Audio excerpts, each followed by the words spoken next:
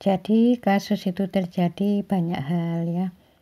Satu dari dosa-dosanya, yang kedua ujian. Itu pasti seperti itu. Jadi kebanyakan yang mengalir di dalam semua kehidupan kita manusia itu biasanya kasus itu dari dosa. Jadi kalau dari ujian itu sangat jarang ya saya temui. Ujian itu kan Allah itu akan meningkatkan iman. Harus tahu orang itu. Nah kadang-kadang orang tuh nggak paham ini ujian apa enggak ya, itu nggak tahu. Padahal kalau umpamanya kita ini menghadapi seseorang, kalau seseorang itu jengkelin kita, lalu kita itu ingat dengan ayat waja'alna ba'dakum li ba'din fitnatan atasbirun. Sungguh Allah itu menjadikan kamu ujian bagi yang lain. Apakah kamu bersabar? Berarti ini pembicaraan Allah ini dengan orang yang memang diuji dengan orang lain itu. Nah, kita ini mengikuti ayat Al-Quran dengan taat pada Allah Ta'ala atau mengumbar nafsu marah dengan orang itu. Nah, tinggal pilih. Jadi kalau orang itu ingin marah dengan orang lain ya, misalnya karena dijengkelin terus marah, ya nggak apa-apa. Ya hak dia. Apakah itu dianggap taat pada Allah Ta'ala? Ya enggak. Ujian itu seperti itu. Itu juga sama di kehidupan suami istri, itu juga sama. Jadi suami istri itu tidak bisa dikatakan suami istri itu bahagia. Bahagia tuh nggak ada di dunia ini, tuh nggak ada. Di dunia tuh ya semuanya tuh perjuangan semuanya. Bagaimana suami istri itu bisa rukun di jalan Allah umpama. Nah itu harus dicari. Jadi bahagia di dunia ini nggak ada, yang ada itu normal, biasa, normal. Bahagia yang hakiki itu di akhirat. Jadi setiap hari ini kita harus baca Al-Quran walaupun satu ain. Dan harus dibaca tafsirnya juga biar ngerti. Jadi kalau sudah memahami teori-teori Al-Quran, ilmu tentang Al-Quran ya harus kita aplikasikan dalam kehidupan sehari-hari. Jadi kalau kita ini baca tafsirnya sehingga mengetahui apa yang diperintahkan Allah Ta'ala kepada kita, ini kita jadi tahu. Sehingga tidak menunggu Allah itu memberikan musibah ya. Yang kita tunggu itu ya rahmat Allah Ta'ala. Jadi intinya adalah ayo kita membaca Al-Quran, rajin membaca Al-Quran dan juga membaca tafsirnya. Kalau sudah memahami teori tentang Al-Quran, ilmu-ilmu tentang Al-Quran, kita aplikasikan ayat-ayat tersebut dalam kehidupan sehari-hari, sehingga nantinya Allah itu akan memberikan rahmat kepada kita, kenikmatan, kebahagiaan di dunia maupun di akhirat. Jadi sebagian besar itu memang penyakit itu dari akhlak. Nah, kita ini setiap hari kan baca Al-Quran. Makanya kalau baca Al-Quran itu harus baca tafsirnya juga biar ngerti. Nah, di situ tuh ayat itu keterangannya apa? Misalnya hari ini kita lagi baca terus ketemu ayat lintalahum. Oh, Allah itu perintah berlemah lembut. Berarti kalau kita ini nanti kasar ya nanti dapat hukuman dari Allah yang berupa sariawan. Nah, seperti itu. Jadi teguran yang berbentuk sariawan itu berarti sudah berkali-kali melakukan pelanggaran. Di situ ada perintah lintalahum. Terus misalnya kata-kata kita ini selalu tajam pada orang lain, ya suatu saat ya akan diberi peringatan oleh Allah bahwa kamu itu punya dosa yang belum dimohonkan ampun, belum tobat. Kalau sering menyakiti orang berarti nanti jadi sariawan. Jadi seperti itu. Jadi sebelum kita ini ditegur atau diberi musibah, ya kita harus secepatnya mohon ampun, bertobat. Kalau memang punya kesalahan harus secepatnya memperbaiki. Jadi baca Quran itu harus baca tafsirnya juga biar ngerti.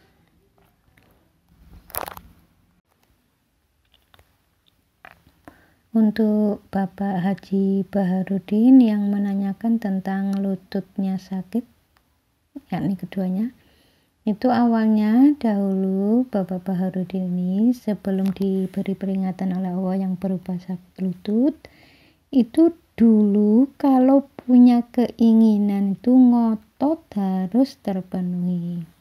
Coba kalau punya keinginan harus ditata, jangan ngotot ya, insya Allah lututnya yang sakit itu akan sembuh ya.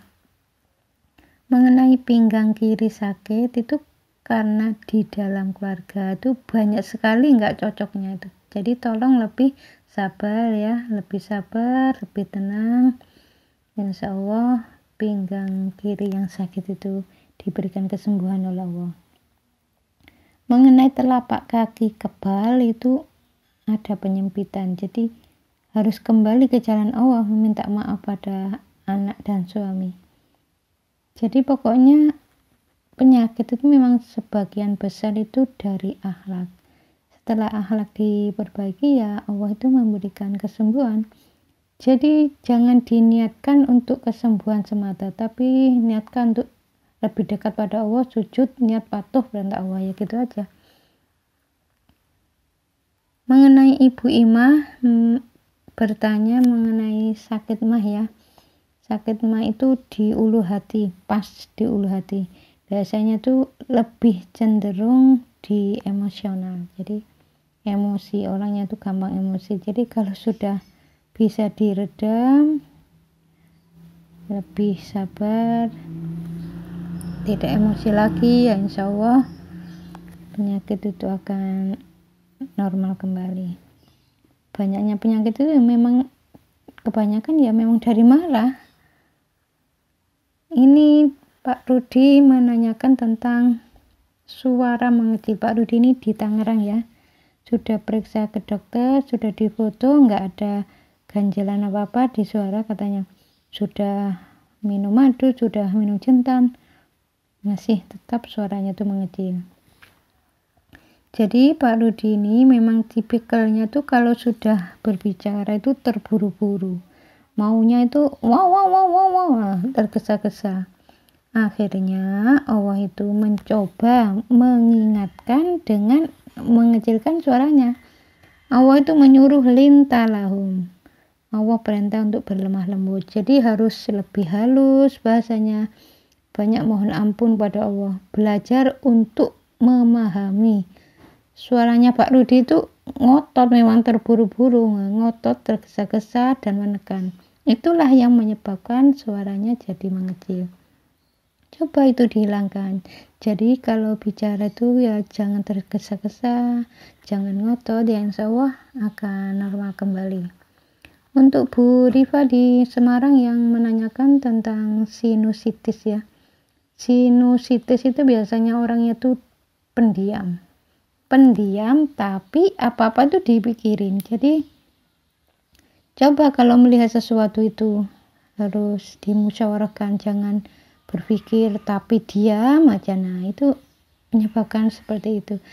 Jadi kalau melihat sesuatu itu jangan berpikir terus diem, gak mau diomongkan. Nah, itu nanti menyebabkan sinusitis. Kalau ingin normal kembali ya harus melakukan kebalikannya. Mengenai penyakit kista, itu kalau istri itu biasanya jengkel sama suami atau ibu mertua. Biasanya yang sering saya jumpa itu jengkel sama suami terus sama ibu mertuanya. Biasanya kalau hanya ibu mertua saja atau suami saja masih belum kena penyakit kista ya. Biasanya kalau ya suami itu jengkel ke ibu mertua jengkel, pokoknya kalau keduanya itu biasanya seperti itu. Ke suami jengkel, ke ibu mertua juga jengkel, itu biasanya kena penyakit kista. Itu penyebabnya itu karena sering menyimpan jengkel. Jadi orang diam itu ya jangan diartikan oh ini diam ini berarti ini sabar ya. Ternyata tahu-taunya opname di rumah sakit itu ya ketahuan kalau itu menyimpan jengkel. Jadi jengkel yang disimpan yang terlalu lama belum mohon ampun pada Allah, nah suatu saat akan terkena penyakit kista. Untuk Bapak Haris di Semarang ya menanyakan mengenai perut sakit sebelah kiri bawah, sering sendawa, jantung berdebar, di rongsen katanya dokter nggak ada apa-apa. Sebetulnya ini kuncinya cuma satu ya Pak ya, sering jengkel di keluarga dengan istri dan anak. Jadi kuncinya jangan suka jengkel pada istri dan anak. Mengenai lengan kanan sakit sampai pergelangan tangan itu kuncinya ya satu, kalau menyuruh anak atau istri itu jangan jengkel. Kalau mereka itu nggak mampu ya sudah jangan jengkel. Ketika sudah berikrar pada Allah, saya tidak akan jengkel lagi ya. Biasanya kalau sudah berikrar seperti itu, biasanya sebagian dari penyakit itu sudah hilang. Itulah yang dimaksud Allah itu sangat dekat dengan hambanya. Jadi kalau sudah ikrar, terus ditambah lagi setiap habis sholat, mohon ampun pada Allah, terus berusaha untuk memperbaiki akhlak ya insya Allah diberikan kesehatan. Jadi kalau selama ini ada orang mengatakan seperti Ibu Ima ini kan punya penyakit mah ya, sudah periksa ke dokter katanya di ulu hati. Jadi pas di ulu hati itu kalau dokter mengatakan itu mah. Kalau penyebab emah itu dari sering terlambat makan, saya ini sudah puluhan tahun makan itu nggak teratur. Jadi sudah sangat lama, kadang 1 kali, kadang 2 kali. Jamnya nggak tentu, kadang jam 6, kadang jam setengah 10, jam 10. Ya seperti itu. Tapi saya tidak pernah mengalami yang namanya penyakit emah itu nggak pernah. Dan saya juga mohon pada Allah jangan sampai diberi penyakit seperti itu. Ya dengan memperbaiki akhlak terus berdoa pada Allah ya mudah-mudahan sehat ya, alhamdulillah sehat. Jadi biasanya kalau penyakit emah itu biasanya itu lebih cenderung ke emosi ya. Maksudnya emosi ini di keluarga. Jadi kalau emah itu hubungannya bukan di luar tapi di keluarga. Di keluarga itu ya bisa ke orang tua, ke saudara kandung, kalau sudah punya pasangan ya berarti ke pasangan, ke anak, ke orang tua, ke mertua, ke saudara kandung. Nah itu biasanya seperti itu ya. Mudah-mudahan yang saat ini lagi sakit secepatnya diberikan kesembuhan oleh Allah Ta'ala ya. Assalamualaikum warahmatullahi wabarakatuh.